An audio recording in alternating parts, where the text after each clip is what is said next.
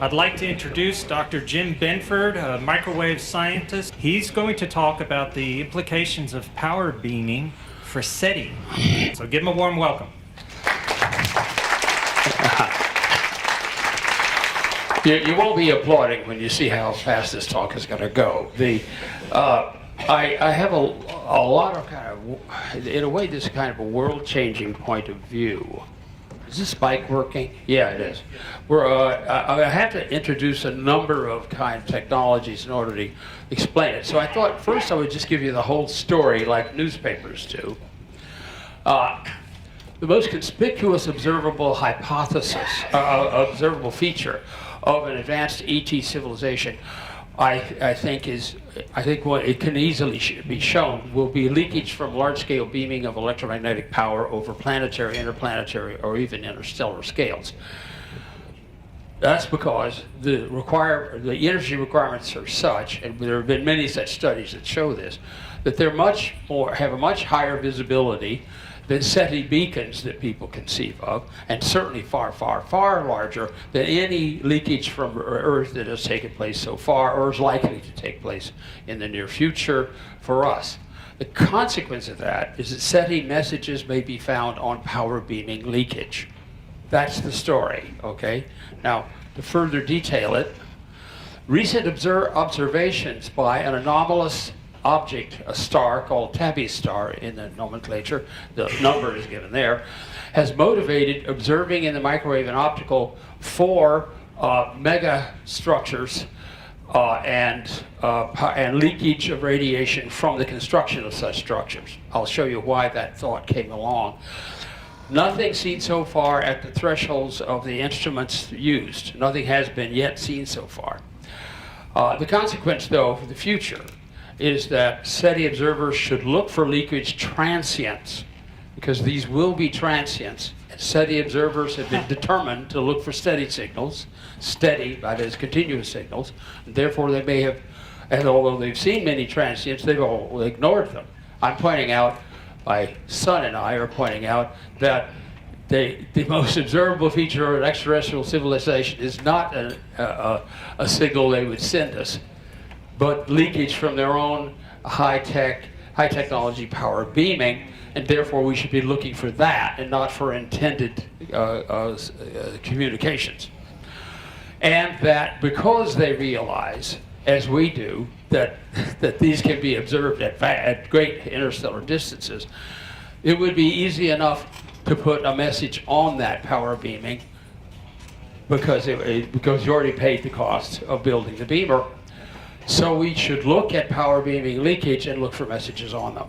This would change the entire direction of SETI. First, they'd have to look for transients. Second, they'd have to look for messages on transients. And I'm saying that that's a completely different point of view for them. That's the message. Now we go into the detail. There are many applications that have been proposed for use of power beaming. Why does one want to do power beaming? Because you can move energy around in a gravitational field without losing energy. That is not true of rockets, for example, which are the real stumbling block for the development of space. And that we have done power beaming efficiently on Earth. And in fact, in a sense, you're getting some power beam to your cell phone as you sit there, because the beams from cellular towers are not omnidirectional. They're directed in a plane around the tower, and will pick you out when you're making use of data from it. So power beaming is a well understood technology. There are these classes of missions, or I should say applications, which run from 100 kilometers a second, and notice that the largest velocities we've achieved so far are about on the order of about 50 kilometers a second, and that just by sundiver missions. About 35 kilometers a second, 40 kilometers a second is the maximum velocity of a returning Apollo mission.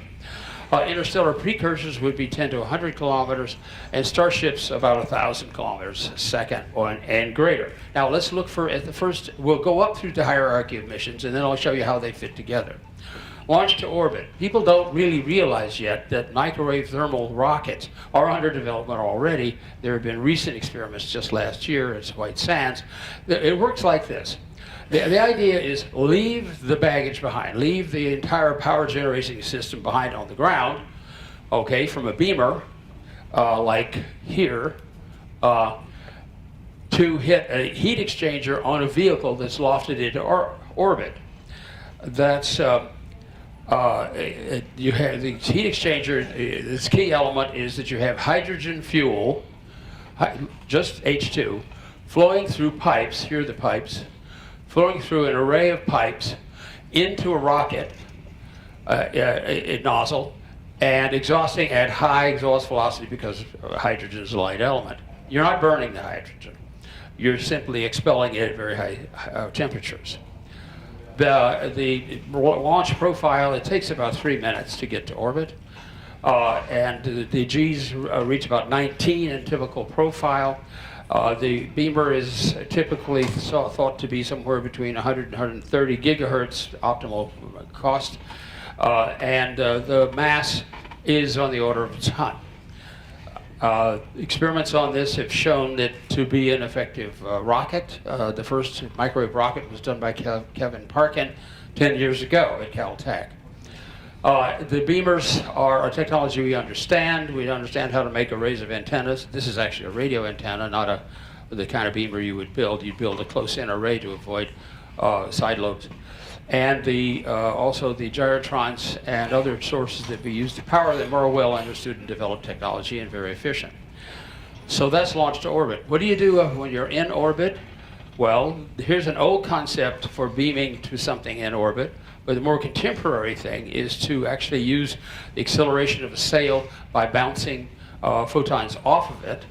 And under some research done by a student of my brother's, it's been found that you can really increase the ability to get out of orbit, out of low Earth orbit, up into geosynchronous or cislunar orbit by using a resonant technique shown here. That is, here's the altitude of the spacecraft, and it's boosted up in a matter of a few days by a resonance technique in which the perigee of the orbit coincides. If the parameters are chosen correctly, the perigee of the orbit coincides with the location of the beamer, so they're close. So you're accelerating it at the bottom of its orbit, which is what you want to do to increase the efficiency. That's launched to orbit.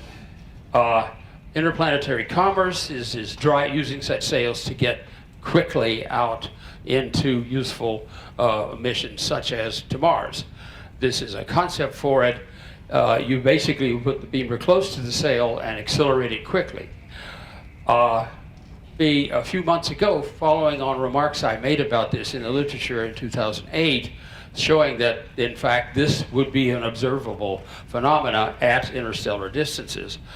A couple of fellows named Gullikson and Loeb at Harvard published a paper a few months ago which showed this in great detail. Here you see a sail launched from Earth and coming out to Mars very schematically. But you notice the leakage around the sail as it gets further and further from the beamer, and it's that leakage which is detectable. Here's the spot size. Here's their graphic of how that works. Now the story is here. Here's Earth going along, okay, and here's the sail being driven by the beam from Earth, and here that planar object is not to scale, the sail, and it's accelerated upward and outward from Earth in a series. This is just the path drawn into 10 time units, but of course you beam it continuously as much as you can.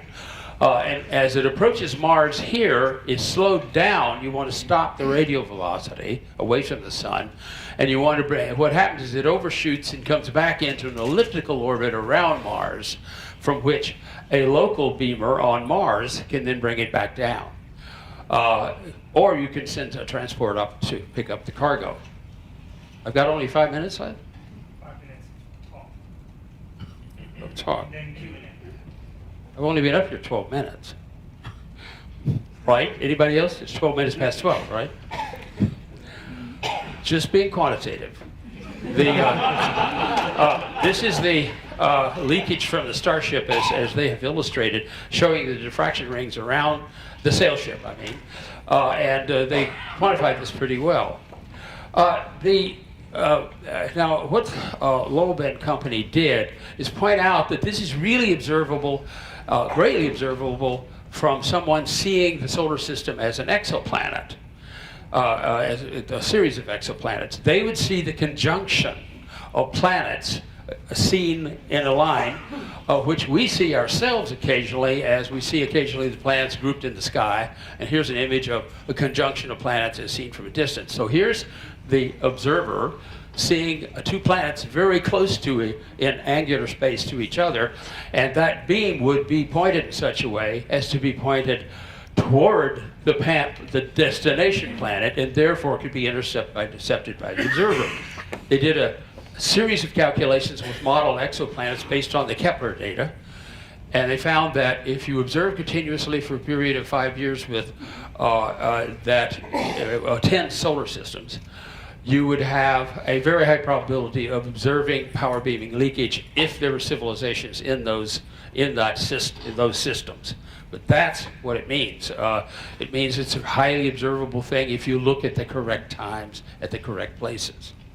Now, high velocity probes, we all know, getting out of out beyond the solar system is a high objective.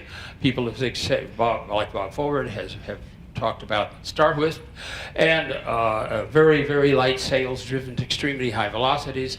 This is the kind of sails that Adrian Mann and I have visualized. You can see a laser beam illuminating a sail. It's a parachute sail. So that here's the payload, which is most of the mass. The sail is receiving the power from the beamer, and it's being driven by momentum of the beam. You can't quite make out the lines that hold the parachute to the sail. There are a number of ways to do it. So if you put all this together, all these missions together, in the following parameter space, look at it, think about it.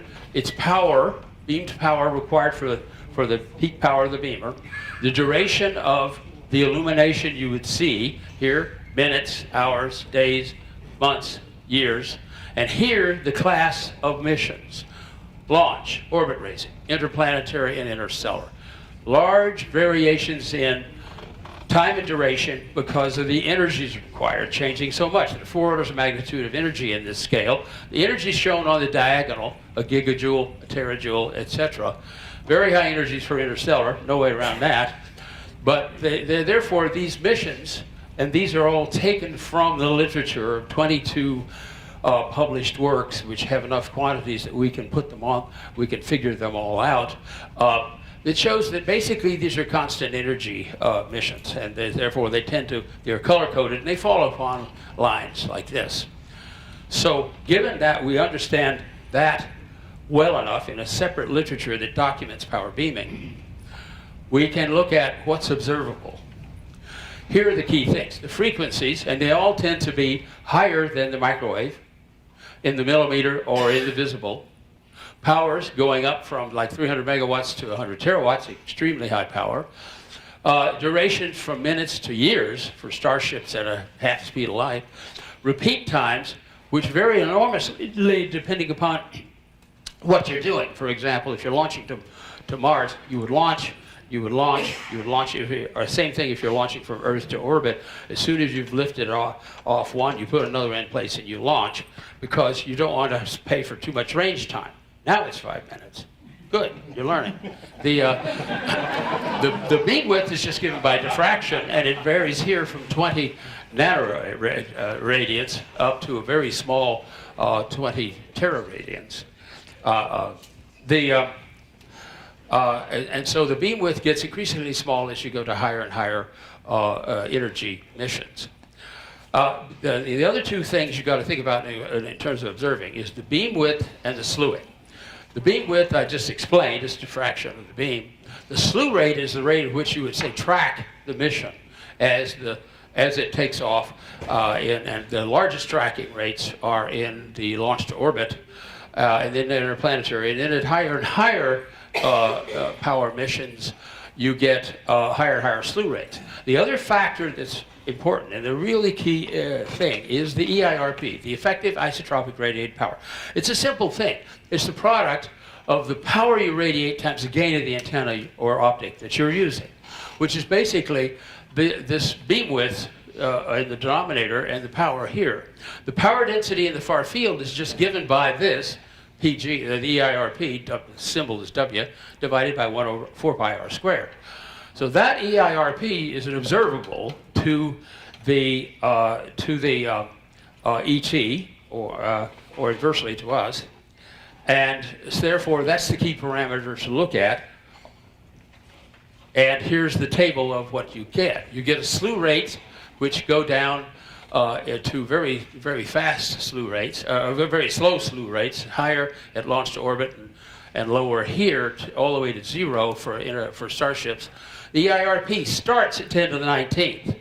Okay, Arecibo's 10 to the 12th. Okay, 7 orders of magnitude lower, right? SETI beacon that reaches 1,000 light years, 10 to the 17th to 18th. So nothing we've done or will ever have thought of really building would be comparable to the EIRP of these missions, starting at the bottom here, except for orbit raising, which is not so easy to see because the power required isn't so high. But the EIRPs go up quickly because the beams get tighter and tighter as you become more directed. The slew rate, which is given by delta theta by d phi dt, varies from fractions of a second down to very small fractions of a second. So it's a transient. The starships, you don't get to see them at all because to launch a starship to us, they would always lead the target and launch to where we're going to be. And the beam width is much smaller than the distance over which the angular distance of this movement of our star as during the transit time of the ship. So we won't see starship leakage unless it's leakage from a starship sent somewhere else. So what about this anomalous star? Here's the observable. They saw these dips that have nothing to do with the regular dips of planets. And it was conjectured by many, including myself, that this is something like the construction of a Dyson sphere or some other artificial structure. They observed it with the telescope, the Allen Array telescope, in the 1 to 10 gigahertz microwave range, and they found that they found nothing. Over a 2-week observing time, they found no radiation at these thresholds. Okay, so they could rule out power beaming leakage in our direction at that time, at that frequency. Fine. Well, but how significant is that? Not very. Basically, they don't see very much, and the caveats are power beaming is not isotropic. They might not be beaming in our direction. We don't know whether there are planets there or not, so we don't know when to look. Observations were conducted for only 2 weeks. And the optimal frequencies are not in the microwave like 1 to 10 gigahertz. They're really up at higher frequencies, and the Allen Array doesn't see that. Nevertheless, it's an observation that shows there's nothing there in that frequency range, and that's all it means. So what does it mean going forward?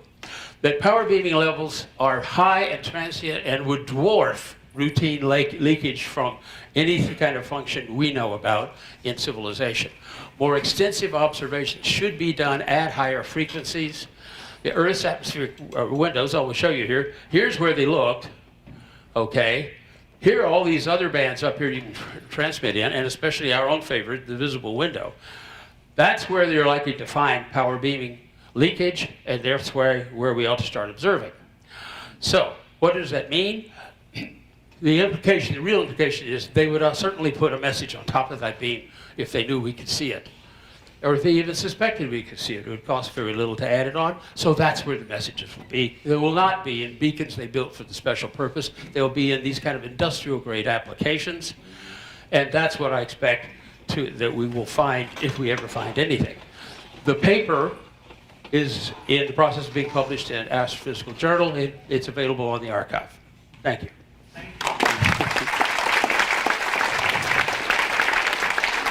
We have We have time for a couple of quick questions.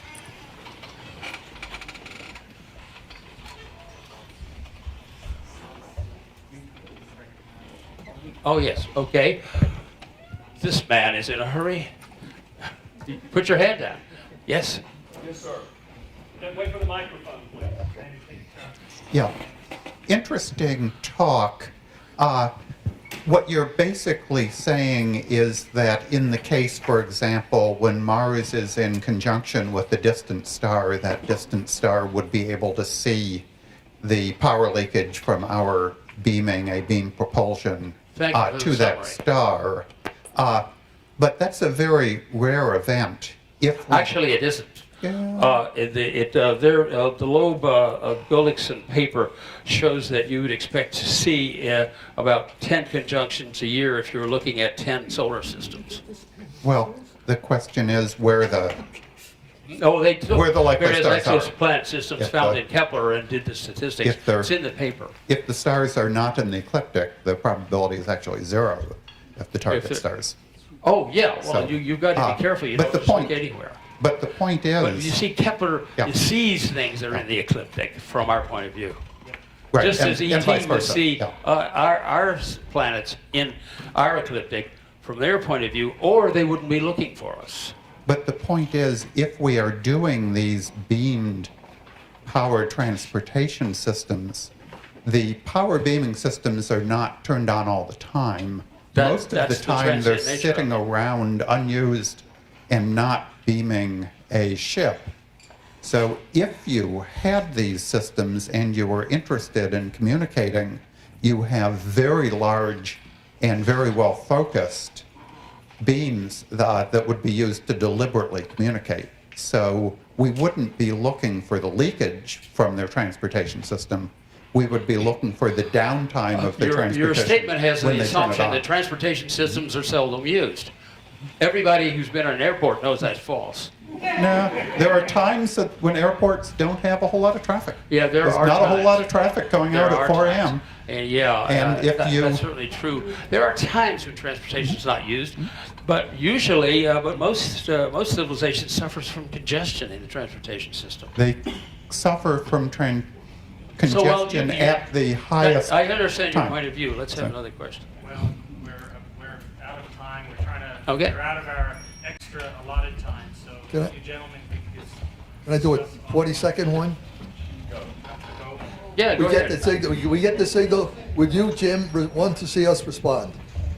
Would I want to see us respond? I would, not right away. I think we really haven't talked about that as a civilization.